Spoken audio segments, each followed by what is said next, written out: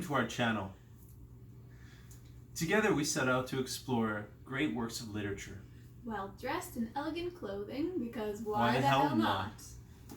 So today we decided we'd do 3 different books. 2 of them by the same author, Wilkie Collins, who was an incredibly famous English novelist, and he was actually known for developing one of the first detective-style novels. Another one of his, I suppose, competitors in the field of early detective fiction would have been Poe, Edgar Allan Poe. He's also well known for creating his character Dupin. But today we'll be focusing, of course, on Wilkie Collins and his 2 most famous stories. The first one was his earliest one, and that would be The Woman in White. And I think it was the first book we maybe read together. I think so. Yeah. I think you're right. Yeah. So first one would be Woman in White, and then we proceeded to do, because we enjoyed it so much, we decided to go ahead and read the Moonstone. And here's a little bit of a hiccup, I suppose, in our reading schedule. We failed. It was a total fail. Admittedly, not without any want of trying. Yeah. So, unbeknownst to me, I bought her a book called The Luminaries. Twice. Well, yeah, twice. So the first time I didn't even know you purchased it the first time. Yeah, I think you actually purchased it for me, and then I read half of it, and I put it down, and I couldn't pick it back up again. I tried again, and then I gave it away. Yeah. and then he came home like a month ago with this book again. I don't know, the cover is so beautiful, and I love that deep dark blue of the cover. And I love the premise. And it's great praise from Man Booker Award, right? Mm-hmm. Man Booker Prize Award. Yeah. And it's an international bestseller. And it also has astrological symbolism scattered throughout, and it's divided up in various ways along the lines of the zodiac, the houses of the zodiac. Yeah. So it seemed very promising. It seemed like a wonderful, wonderful book to pick up, and it also had that old 19th century aesthetic. And as we were reading it, I guess we're going to start with this one. As we were reading it, we realized that it's very Dickensian. It has a very Charles Dickens feel. And I'm not sure if you're familiar with the writings of Charles Dickens. Yeah, many characters, many different plot lines going at the same time. And it's sort of, as well as the sense that he reiterates the plot, and because he was writing these serials where he was getting paid per serial, he was embellishing a lot, elaborating a lot, and sometimes he'd do it just simply for monetary reasons. He was in a bit of a crunch, and then he would write an extra chapter in between, and sometimes he's lose track of where he was in the plot. So it's not tight, it's not anywhere near perfectly edited, and I find the descriptive aspect, as much as it has its place in literature, and I can appreciate it for what it's trying to do and what it's trying to evoke, Charles Dickens doesn't do it for me. And this one had a huge Charles Dickens flavor to it. Yeah, and I'm very tenacious when it comes to reading a book, even if I'm not getting into it. So the fact that I tried it twice and I still couldn't persevere through it, I don't know what that means. At first I thought it was maybe just the state of mind I was in, or the time I was trying to read it. I couldn't get into it, and I thought that if we read it together, maybe I'd have a better attention span throughout it and not get so lost in all the dialogue. But I must say, I still got lost in the dialogue. And I'm of the same persuasion. I will pick up a book and I will fight through it and not want to give it up. And I think you and I were wondering what's wrong with us, and we looked it up on Goodreads, and we actually found a lot of people had a similar experience in reading this book. It was beautifully written. I think that's one of the wonderful features of this book. It's actually beautifully written. It's very descriptive, and it does evoke a 19th century novel feel to it. However, there's no liveliness to the characters. There's no warmth of the characters. And a lot of people were saying also online that they just don't buy the characters. For me, it's like, when I read, for example, Wilkie Collins, I find there's a background set up for you to understand the character before you even start to dive into the plot.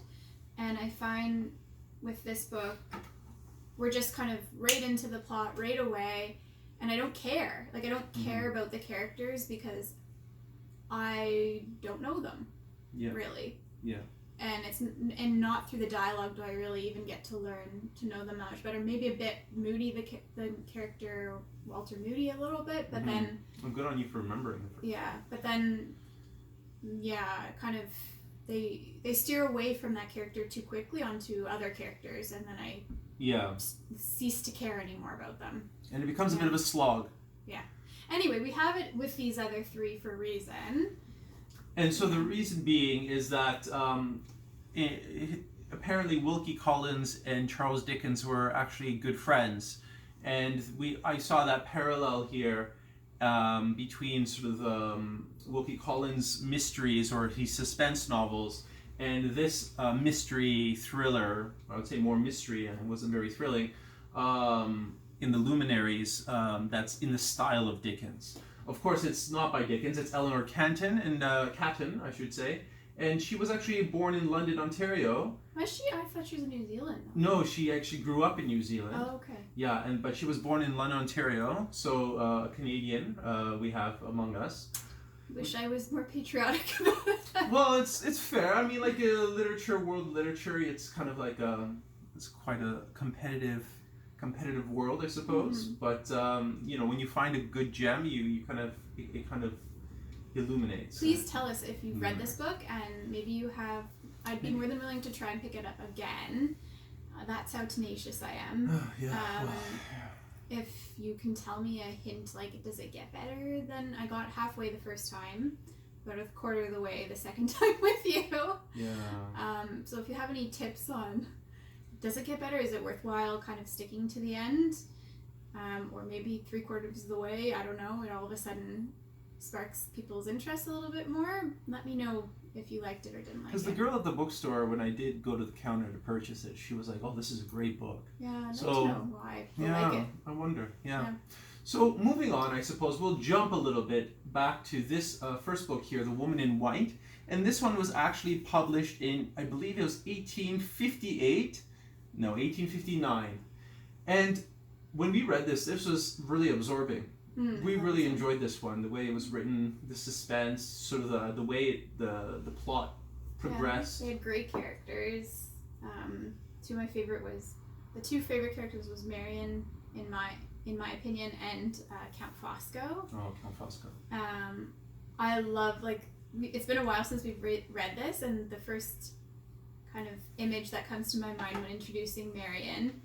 And this again just shows why you get so drawn into the characters, because right away there's a beautiful description of them, both physically and mentally, and then you just want to learn more about them as the book goes on. But the first image that comes to mind is when the author is speaking of Marion and how she's this elegant. He's first introduced from her behind, so he's entering into the room and he just sees her beautiful, elegant silhouette, like gorgeous figure carrying herself almost as if she's gliding across the room, and then the light hits her face and she's taken aback because it's not what he expected, and she's rather plain, right? She's rather plain, not very attractive, but that's what I liked about her characters, because she was still, out of all of them, the most intelligent, like even compared to Count Fosco, she somehow is calculating and intelligent enough to trick him in a way, and loving and caring and very loyal to loyal friends, loyal cousin, yeah. Well, that character, Marion, is actually considered one of the greatest English heroines in all of English literature. Yes. So yeah, I loved her character. It was, and she really pushes the plot along. Yeah, you're cheering for her more than Laura. Like, I was kind of like, suck it up, Laura. Get through this. Come on. Marion's done everything. Do something. Yeah. She seemed too meek, too vulnerable. There was too much of that. But the plot's awesome. Yeah, the plot's awesome. Count Fosco, I want to get back to Count Fosco. He was a fantastic character, like larger than life, both, in his presence and in his physical presence. Grotesque. Yeah, it was quite a corpulent man, full of life, vivacious, and he has this preternatural control and command over animals and other human beings. And there's something so, what I loved about his character is there's something so reserved about him, and so refined and elegant and well put together. But right under the surface, you sense there is this malice there. There's some sort of evil that lurks there, almost a cruelty to such a degree that, you know, in a moment's eye, he won't bat an eye. Like, he won't bat an eyelid if you have to take an ice pick to your head. Like, it was. There's something about him. But he wouldn't be the one to do it. He'd be the mastermind behind the person who did it. But even I always imagined for some reason his hands, like flabby, but somehow like flabby and sort of very effeminate in a way, right? But also fast. Fast, but also something that has like a secret power that can crush something like mercilessly if he so chose. And so it kind of reminded me of Somerset Maugham's novel The Magician. And in that, there's a magician that he loosely based on the famous occultist Aleister Crowley. And there's some parallels. He's also a sort of corpulent style, a magician who's like full of life, but there's a mischievous danger lurking just around the corner. Yeah, so we enjoyed that character. And I found his like fascination with Marion hilarious, because it's like the first time a woman is like somehow at his capacity intellectually, and so he was obsessed with her, like absolutely obsessed, admired her. So it was kind of, I don't know, disturbing, but also interesting that he had this admiration for her. He's like, the only person I would ever remarry would be to Marion. Yeah, something like that. It's almost like if you have a chess player and someone who actually matches your skill. Like you have, even though they're your enemy and they're on the opposite lines, you have such an admiration for them because you see so much of yourself in them, and that you can't help but have this affinity for that other opponent. And almost, I feel like if Marion had given up, Count Fosco would have just chewed her out and completely like thrown her away. But because she kept such a strong resolve, and she was always his opponent and always one step around the corner from his own machinations, it was, he kept that. It was also just a breath of fresh air to have a character a female lead that's not just about their appearance. That's why you kind of get tired of like the Laura character and the well, I did find the other woman, I can't remember, Anne, her character was interesting. She was in touch with something greater than what's present on Earth. There's something mystical about her presence. Almost like a wandering soul. And they were the main character alongside the male lead, who his name's Walter Hartwright. Is it Walter Hartwright? Yeah. Not two Walters. Walter Moody, Walter Hartwright. Oh, there you go, another parallel. There we go. So should we get on to the next one? Sure. The Moonstone? Yeah. So one thing I wanted to mention about the Moonstone. So the Moonstone is it was written a little bit later, and I'm going to get you the exact date in which it was. So you can find it first. Oh, geez. It is 1868. Okay. So this one's set up kind of like this one in the sense that it's kind of like an epistolary novel. So you have all these different letters back and forth, and a lot of correspondences, and it's coming. What's interesting, I think this is one of the first times that this was done in literature, where you get different perspectives actually coming that blend in together to tell a coherent story in the plot, and you get things from different perspectives. And he changes the tone of his narrative depending on who's speaking. So if the chef is speaking, or the inspector is speaking, or one of the main characters, you can see the blind spots that they have, and it's filled in by other characters along the plot, and it's very realistic. So it almost feels like they're presented in a courtroom case at the end. I think that was I think that was exactly how it was presented in either the Moonstone or the Woman in White. I think it was the Moonstone. Perhaps the Moonstone. Yeah, that makes sense. Yeah. But in the Moonstone, I just wanted to mention that, so he derived this idea of the Moonstone from the Hindu god of the moon, Chandra. It has an association with that. And there are 3 different guardians of this legendary Moonstone. And I believe they're Hindu priests, a high caste Hindu priests. And their main role is to follow this Moonstone and ensure that it goes back to the original temple where the Chandra goddess resides, back into her arms, And something about this Moonstone is beautiful because the waxing and the waning of the moon actually changes sort of the color of the item itself. And so I think a young girl named Rachel, she ends up getting this for her 18th birthday. Mm-hmm. And all sorts of bizarre things occur. A curse, yeah. Almost like a curse upon the family. Yeah. What did you think of this one? I like this one. I think the inspector's character was awesome. And I almost like, we're big fans of Poirot as well. Mm-hmm. And I found the inspector this like skinnier version of, less penguin-like Poirot almost in a sense. That's kind of the image I came to mind, a skinnier, a little bit more less friendly. A little bit more grumpy. Well, Poirot gets grumpy. Yeah, but not the same way. Yeah. Like, less approachable. But what I love about these, like, inspector characters, and I don't think this is the first time we've come across an inspector like this, or a detective, they have these weird, like, fixations on things. Rose garden. This guy's obsessed with roses, and throughout the novel, he's just having arguments with the gardener about how to cultivate the best a little bit rose. of humor on the side, right? Yeah, and so I always found that interesting with someone who who's investigating murders and criminal activity of all sort, like horrendous things on a day-to-day basis, has to offset that in a way with something very light and delicate and beautiful. And I just find that it's very endearing, sort of the polarity of things, right? It's almost, you can see that he needs it. He needs it, right? And unlike in the Luminaries, I found with the Moonstone, even through the dialogue in the letters, you learn about the characters. Like the butler was also pretty funny, and you learn about just even the way his speech is, his like funny quotes on Robinson Crusoe.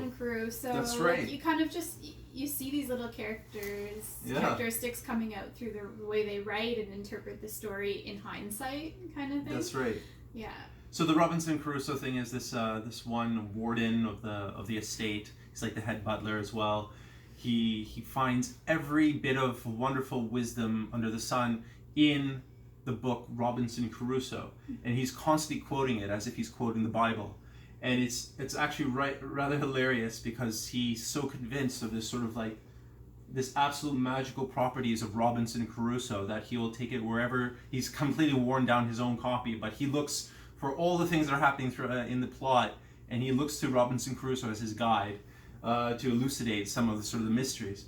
It's really fun. It's very clever. It's beautifully written, and it's not, if you want to be all high and mighty or snobbish about it, it's not the most, what would say, like the most classic of literature. It was still considered a suspense novel, which at the time was probably more.